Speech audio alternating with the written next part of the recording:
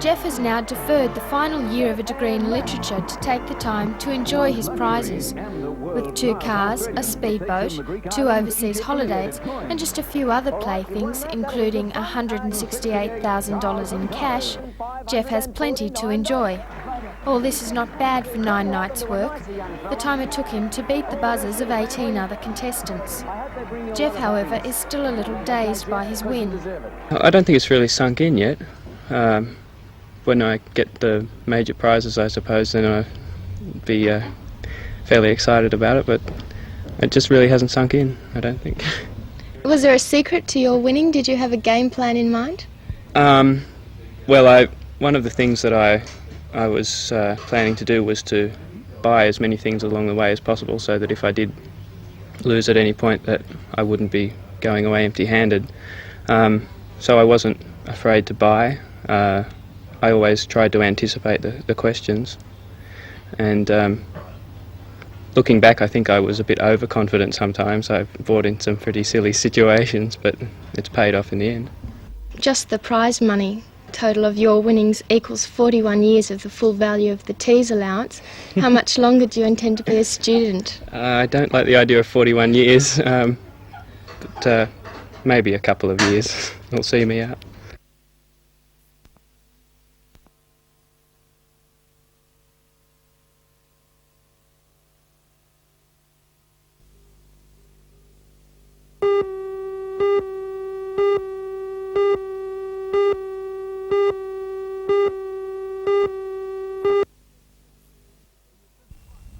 In the semi-final at the number 2 sports ground, Tech College overwhelmed Tube Makers to earn their place in the finals. Tube Makers batted first, and despite innings of 39 by Mackay and 37 by Mark Scobie, their total of 135 proved within easy reach for Tech. Tech overhauled the target without losing a wicket, with openers Holding 68 not out and Windsor 55 not out, taking their side to 137. In the other match at Tube Makers Oval, Premiers Hillsborough batted first and were bundled out for 100 by the Nesca attack.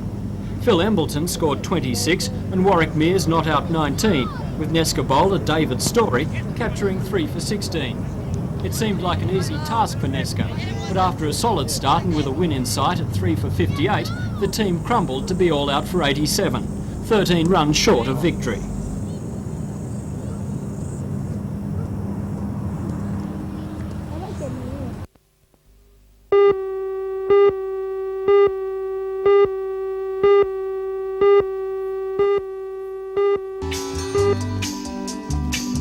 The Newcastle Art Society has 52 members from the city and its surrounding districts. At the Hunter Gallery in Grace Brothers City Store, these artists are exhibiting a broad cross-section of works, including watercolours, oil paintings and pen and ink sketches. All of the works are for sale, ranging in price from $50 to $400. The exhibition is a forerunner to the Society's annual Silver Palette Award to be held in July. This year the award will go to the best harbour scene. Society members are encouraged to present fresh works at each exhibition.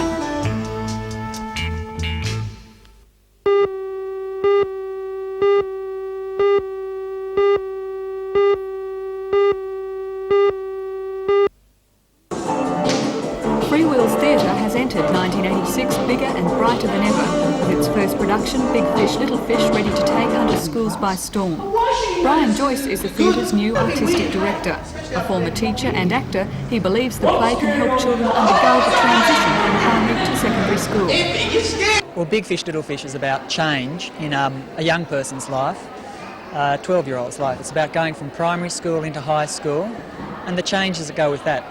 New friends, old friends, also about the change of puberty that comes around that time. It looks at change as an ongoing thing in our lives that we get frightened about, we keep going through them and we learn through them and grow through them. Big Fish, Little Fish is offered in both first and third terms. Freewheels Theatre will also present 4 other plays throughout the year.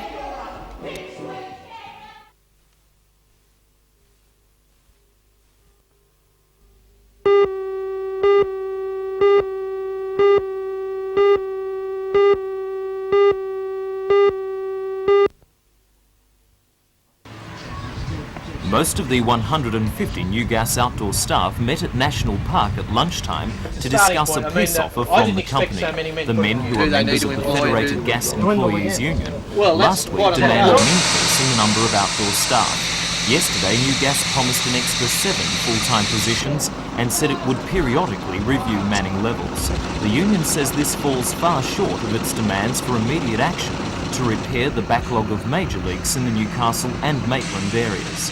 As far as the union is concerned, all it's seen is a whitewash effort by the companies to try and abrogate all responsibilities in all areas of safety, try and push it back on the employees wherever possible. According to the union, since the switch to natural gas, which runs at a higher pressure, there has been a large increase in leaks. However, over the last 5 years, the number of outdoor staff working on maintenance and repair has been reduced by 40. The workers say they have been reduced to operating as 2-man crews instead of the standard 3. They passed a motion demanding 3-man crews and are calling for all outdoor staff to be reallocated to repairing leaks until all major leaks have been repaired. The union is also demanding that New Gas stop using contractors to work on live gas. New Gas would make no comment to NBN News today, but told the union that it is unable to discuss the dispute until it receives instructions from its parent company, Australian Gas Light, in Sydney.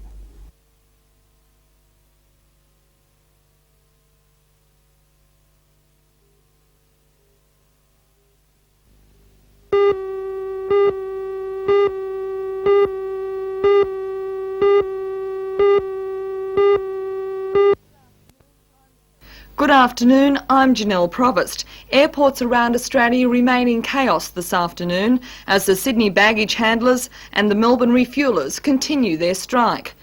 This morning an arbitration commission conference was held at Melbourne's Tullamarine Airport, but at this stage the outcome is unknown. International flights in and out of Melbourne have ground to a halt. Meanwhile, the United States has exploded an atomic bomb that's 10 times larger than the one that destroyed Hiroshima. The test in the Nevada desert shook buildings 130 kilometres away in Las Vegas.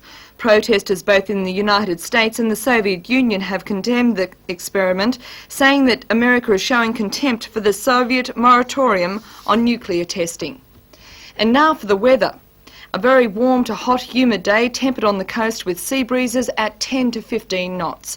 Moderate seas on a low swell. Newcastle can expect a top temperature of 29 and the Valley 35. All the details tonight on NBN News at 6.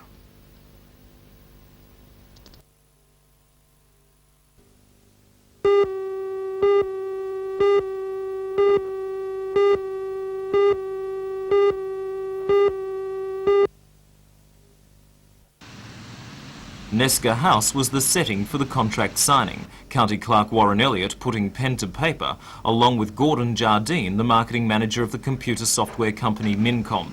The new system will be linked to the County Council's main computer centre in Derby Street and will deal with accounts payable, purchasing and inventory.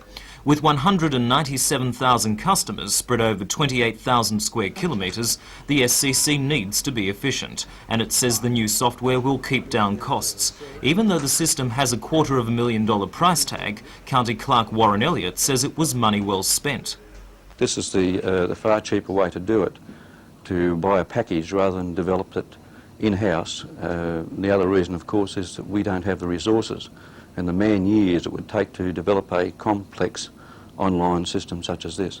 Mincom has already begun training operators on the software, and if all goes to plan, the system will be up and running by the beginning of July.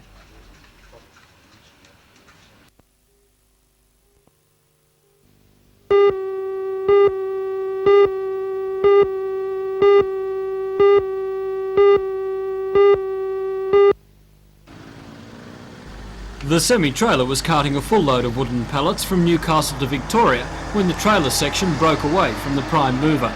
The trailer overturned, flinging its load across the 4 lanes and blocking traffic. Police say it was fortunate there were no cars coming the other way when the accident occurred, and apart from a few headaches for motorists, there were no injuries. Police were quickly on the scene and cleared 1 lane for traffic. Within an hour of the accident happening, the trailer was also moved off the road and the task of clearing away the pallets begun.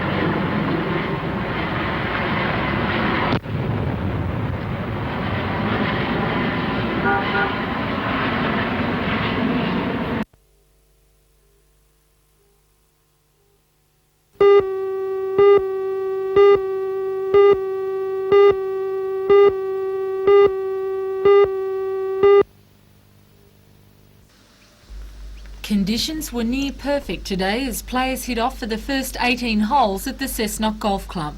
Sponsored by Shell Australia and Barclays Bank, it's the second year that the National Sub-Junior Golf Classic has been staged, and 204 entries represent players from throughout Australia.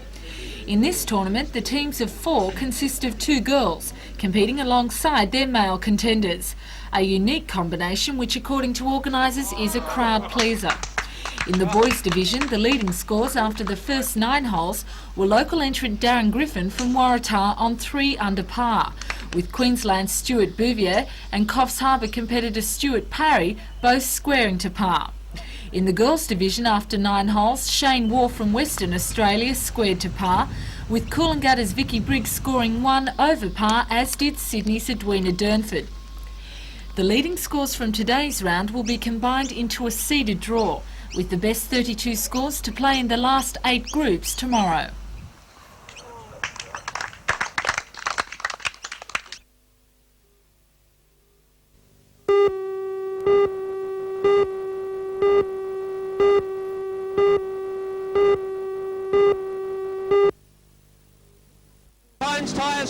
It looked like a foregone conclusion for local test star John Pine when he drew position 1 of the 21-car field in the Super Sedan Grand Prix.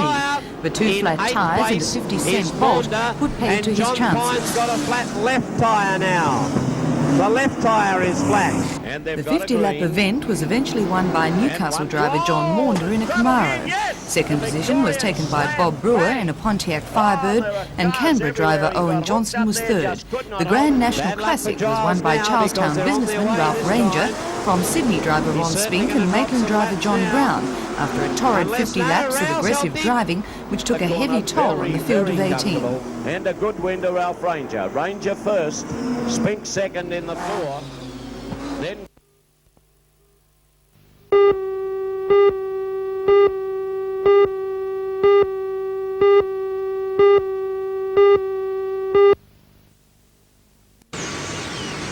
There have been many disputes that have stopped work on the mutton chain lately, but the most frequent one is over whether foremen should work on the floor. The management says it's standard practice in the meat industry, but the Meat Employees Union disagrees. No one from the company was available for comment today. It's waiting on the outcome of an arbitration commission hearing on the reinstatement of the 43 sacked mutton chain workers, which will probably be held this week. In previous hearings, Industrial Commissioner O'Neill described the dispute as being about bad industrial relations. The union agrees with this and says the company's decision to sack the workers was a knee-jerk reaction. We see it as just a retaliation in the dispute by the company that the men walked off and returned the next morning and then received dismissal notices as some sort of reprisal by the management. Probably the only winners in this dispute are the sheep, who don't mind how long the mutton chain workers stay out.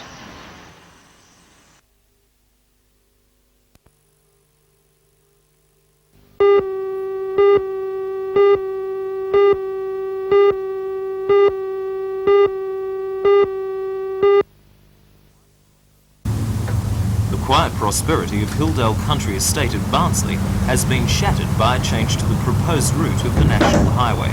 Originally, the freeway was planned along a route to the west of Barnsley, passing over millions of dollars worth of coal reserves. When mining companies objected, the proposed route was changed so that it would swing southeast of Barnsley and cut through the new housing subdivision.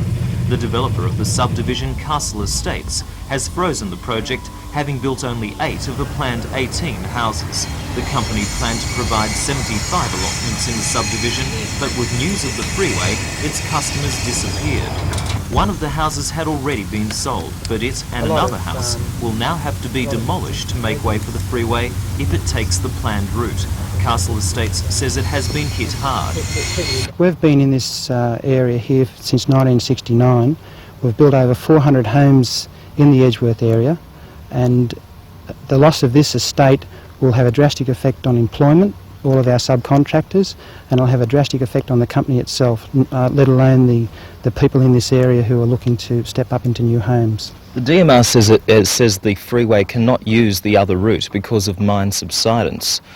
Does Castle Estates agree with that? No, we don't. We feel that there needs to be a little bit more work put into that side of it. We feel that the effect of subsidence is not as bad as what they're making it out to be. We feel that the type of mining, longwall coal mining they intend to do will allow them to predict the subsidence fairly accurately, and we feel that roads can be constructed to handle that type of subsidence. The DMR says that mine subsidence would make building the freeway along the original route completely impractical. A spokesman said today that no amount of engineering could compensate for a subsidence expected to be 2 to 3 metres. Today I was told a third route behind West Wall's End is being considered. The route will be part of an environmental impact statement on the freeway due for public release by the end of May.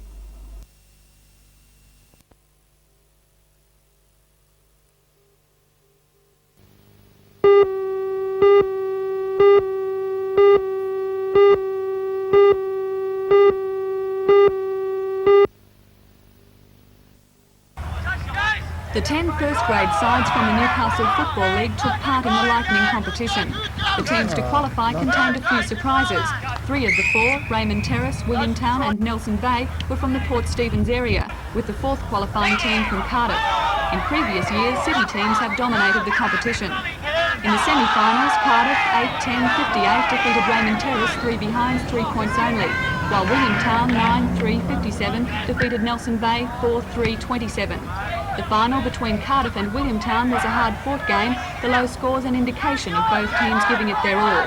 Cardiff 3-7-25 defeated Williamtown 2-3-15. In the first half, only 3 goals were kicked, 2 by Cardiff, 1 by Williamtown. In the final half, each team scored 1 goal each. Some outstanding performances were put in by D. Withers from the Williamtown side and J. Moorcroft and G. Taplin from Cardiff.